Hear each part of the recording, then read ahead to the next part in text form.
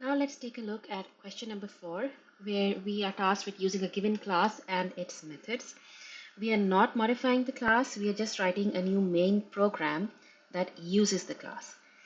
We're provided with the class overview. The to-do list class contains these methods: add task, which adds a task to the list, and this is a string; mark completed. This is also passed with an argument called task, which marks the task as completed and removes it from the list. And if the task is not found, then it prints task not found. Then there's another method called get pending tasks. It returns a list of the tasks that are still pending. And if no tasks remain, it prints no pending tasks. Step-by-step requirements are also given. We are asked to initialize two instances of the to-do list class. One is named home, representing the home task list, and the second is named work, representing the work task list. So we do this with this code: home equals to-do list home and work equals to-do list work.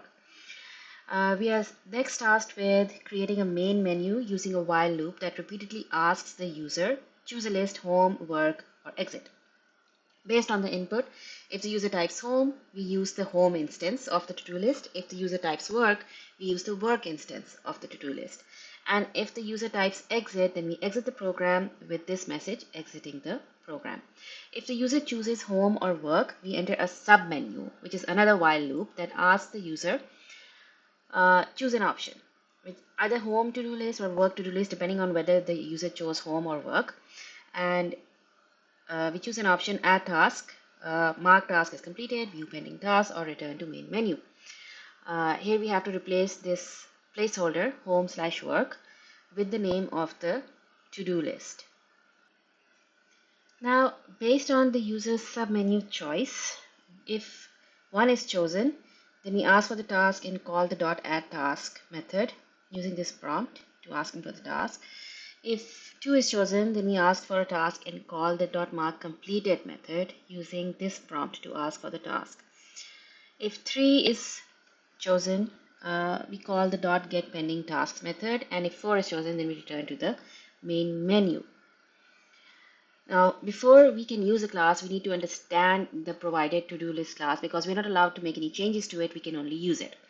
So the class methods are add task, which adds a task to the list. The mark completed task is a method that marks the task as completed and removes it from the list, and prints task not found if it is not found. This is all information already provided earlier, but it is being repeated just to emphasize it. And then there's the method called get pending tasks, which prints all the tasks if none exists, and prints no pending tasks if no more pending tasks exist. So this is an example input. The user chooses home, so the home task list instance is chosen, and then the user chooses 1, so clean kitchen is chosen, and then break dash out, and then 3, the pending task printed, and then 4, so the program exits. This is the example output. As you can see here, hints are also provided. Importing the class has to be done from to-do list.py, and we have to make sure that input handling is case insensitive. So if the user types exit or with a small e or the capital E, then the program should still exit. There are 3 test cases. The first test case adds the task clean kitchen and take out trash to the home list and views pending tasks. It verifies that the tasks are stored and displayed correctly. The second test case adds submit report to the work list, marks it as completed, and confirms that no pending tasks remain. It verifies the marking tasks works as expected. And then the third test case attempts to mark a non-existing task, walk dog, in the home list. It verifies that the program handles missing tasks gracefully by displaying task not found. It should not fail or raise an error, rather it should just display task not found. So let's begin. First of all, we need to import the to-do list class from to-do list.py. Remember the case sensitivity. The name of the file is all in lowercase, to-do list.py, whereas in the name of the class, T, D, and L are capital. Now we define the main method. And in here, first we need to create two to-do list instances. The first is the home one.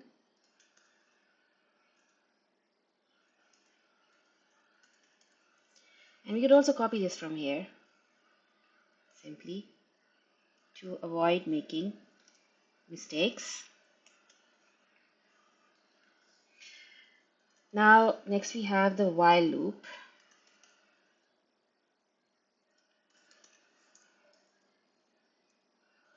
First we get the user choice.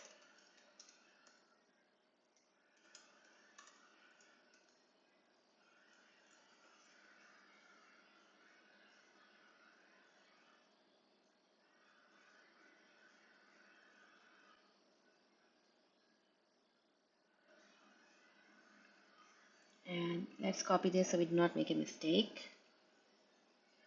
And to avoid case sensitivity, or rather to make it case insensitive as required, we strip it to and convert it into lower case. Now, if the user choice is to exit, then we need to print exiting the program. Since this is an edge case, it's better to just deal with it first, and then if we don't, and then we break. But if we don't, the user does not choose exit, then we go into the else if or the elif construct. And here, if the user choice is home, then we choose the active list as being home.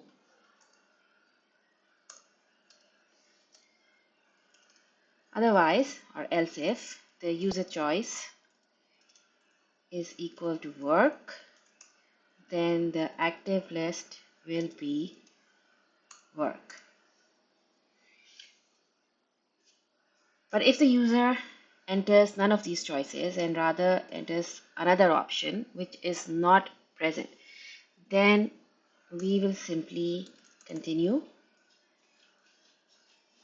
to fail gracefully.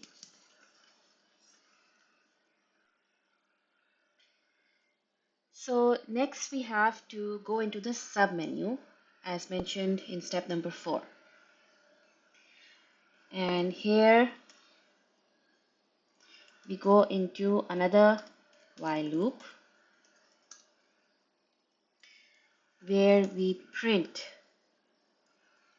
and this will be a formatted string. So first of all, we will print the name of the active list. And we can see this, that the name that is passed to it is assigned as the name of the class. This is the attribute. So we will use this, and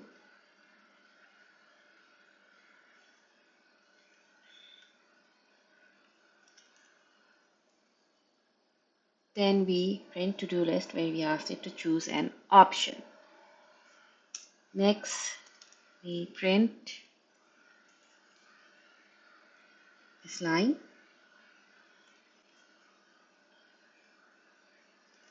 Add task. Then we print the second line or the second option, mark as completed,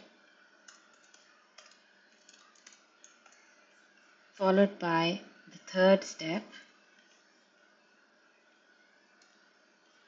view pending tasks, again followed by the fourth step, return to main menu.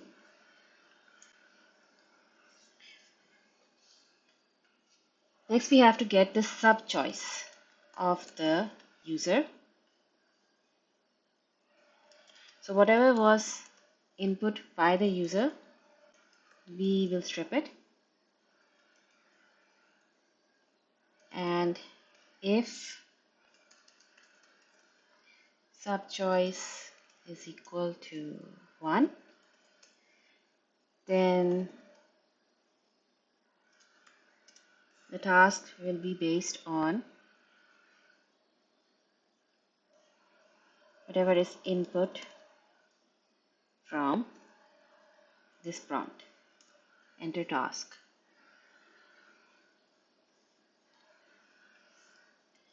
And in the active list,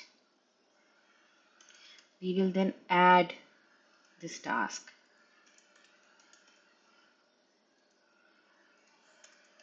Else if the sub choice equals to, where we have to mark it as completed. So the task will be taken from the input method, and here we ask the user to enter the task to mark as completed, and then we will simply call the method called mark completed and pass it this task as an argument. Then we have the third choice, else if sub choice is equal to 3. Now we need to get the list of the pending tasks, and this method itself is going to print all the pending tasks, so we don't need to do anything over here, we just have to call it. And of course,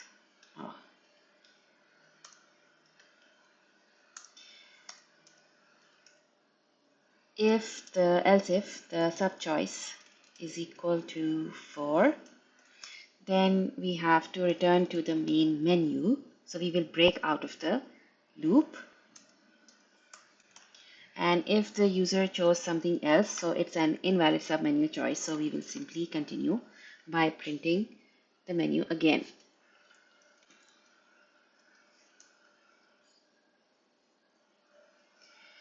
Now let's call this method.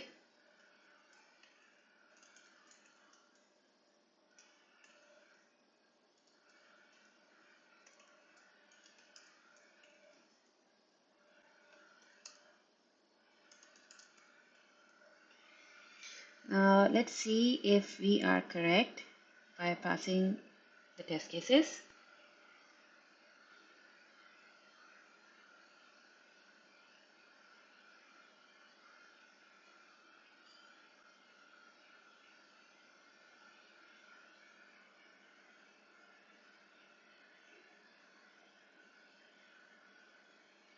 So let's look at the differences, and the difference is in the spaces.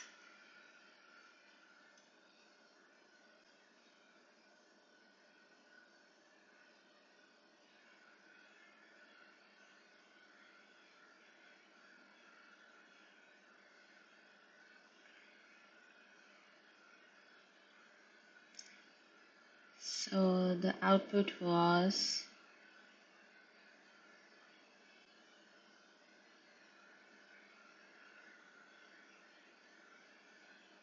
this was expected, home, to-do list, choose an option, but instead we got active list underscore name to-do list. Let's take a look at that. The to-do list, the name is simply passes the same string, so it's stored here, and we are passing it home.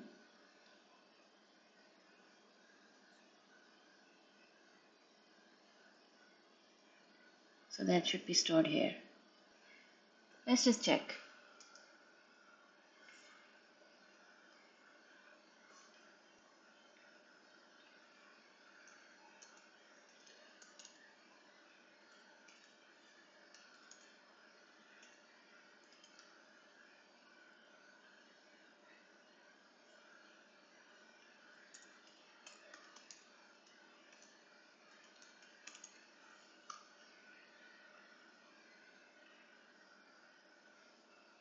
So we run it to do some debugging. We get home and work, and here we get it as exit. Home, choosing between home, work, and exit.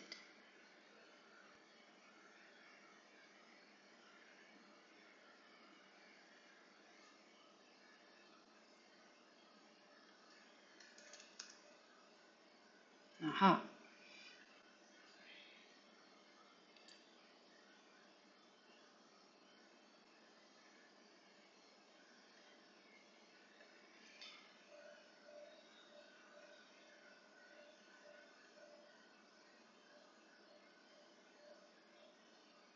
So basically, there is a mismatch because this is a capital H and this is a small h.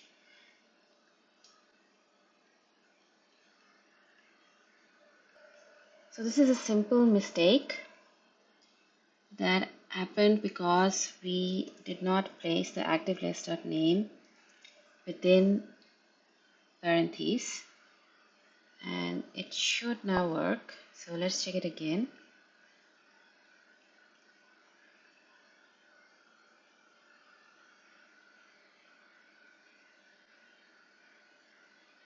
And at least the home to-do list part is now fixed. So now let's take a look at the difference.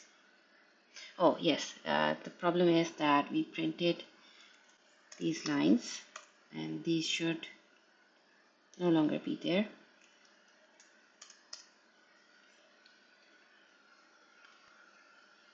And here the test case is passed. So we are done with question number 4.